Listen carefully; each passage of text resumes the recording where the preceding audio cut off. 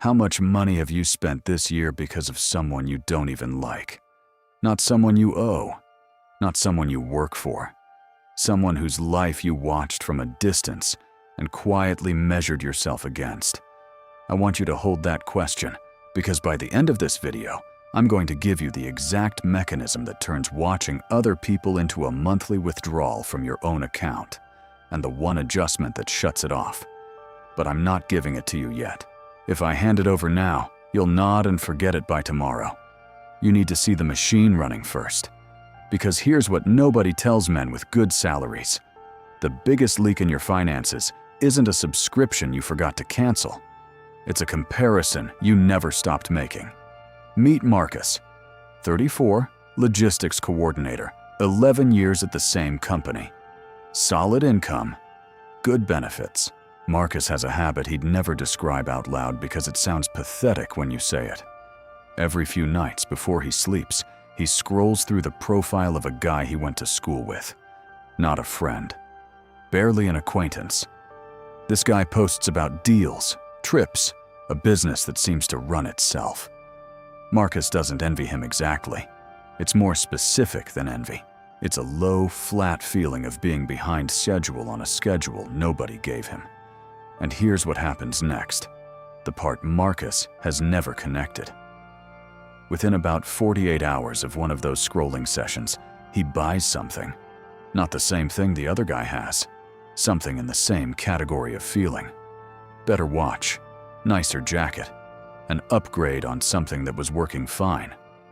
Marcus doesn't think of these as related events. They're the same event, separated by 2 days. Leon Festinger figured this out in the 50s, long before any of us had a phone in our hand. His social comparison theory said something simple and brutal. Humans have no internal, absolute way to measure their own worth. We only know how we're doing by looking at other people. That was survivable when your comparison set was 30 people in a village. Now your comparison set is every person on Earth who is winning today. Curated and filtered, delivered to your bed at midnight. I call the result the comparison tax. First layer. It's charged in advance. You don't decide to spend after comparing. The comparison creates a deficit, and the spending is the payment. By the time your card is out, the decision was already made 2 days earlier, in the dark, by a version of you who felt small. Second layer. It never buys what it's supposed to buy. Every purchase driven by comparison is aimed at a feeling, not an object. And objects can't deliver feelings for longer than about 72 hours. So the tax recurs. Same amount, different item, indefinitely. Third layer. And this is the expensive one. It redirects your ambition into visible things. You start optimizing for what can be seen rather than what compounds. A better car is visible. An index fund is not. A new watch is visible. 12 months of learning a high-value skill is not. So without ever choosing it, you begin building the version of your life that photographs well instead of the version that frees you. But there's something almost everyone does at this exact point, and it's where the whole thing collapses. Before I show you what that is, I need to tell you about something I built after watching this pattern run in my own life. It's called the Free Your Mind Kit. 3 tools that work together. The ebook maps the 5 psychological patterns that trap men with stable salaries. Compensatory consumption is one of them, taken apart completely as a diagnosis rather than a tip. The cost of stability. Calculator is interactive. You put in your own numbers and it shows you what your waiting is actually costing in wealth and in years.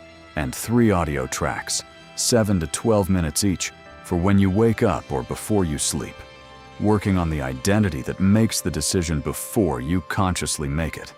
It's not a course, no subscription, lifetime access, $9. The link is in the description, whenever it makes sense for you. Now, the mistake.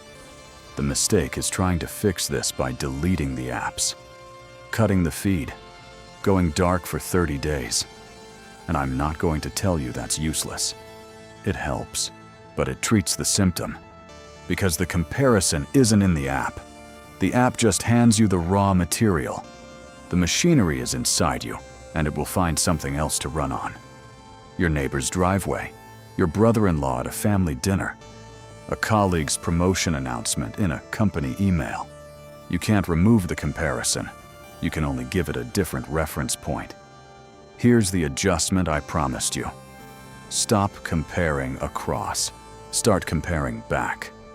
That means pick one number that actually matters. Net worth, invested capital, monthly income from something you own. And measure it against your own number from 12 months ago. Not against anyone alive. Only against your previous self. Write both down where you can see them. This sounds like a slogan until you understand why it works mechanically. Comparison is not optional. Your brain will run it regardless. What you can control is the data you feed it.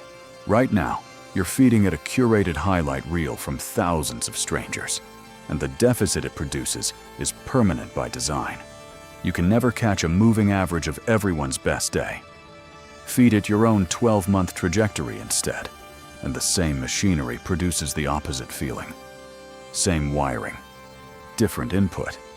And the real cost of not doing this doesn't show on a statement. It shows in years. Marcus has been at this 11 years.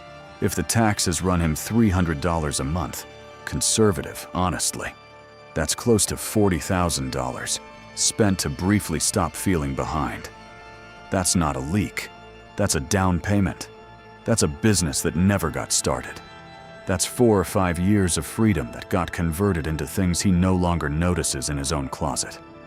What Marcus actually did was small. He didn't delete anything.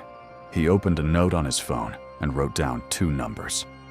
What he had invested in January of last year and what he had now. The gap was smaller than he wanted. It was also the first honest measurement he'd taken in a decade. He looked at that note on the nights he used to scroll. Not as motivation, as a correction to the data. 14 months later, the second number had roughly doubled. Not because he earned dramatically more, but because the purchases that used to happen 48 hours after a comparison simply stopped happening. Stability was never your problem. Stability is the best foundation a man can have. The problem is measuring that foundation against a photograph of somebody else's roof. So now you know what was actually happening. You weren't undisciplined. You were being taxed by people who don't know you exist, in a currency you can't get back. If that landed, write tax in the comments. I want to see how many men were paying it without knowing it had a name. And if you want the full breakdown, your own numbers, the 5 patterns, all of it. The Free Your Mind kit is in the description. Nobody ever charged you for the comparison. You paid anyway.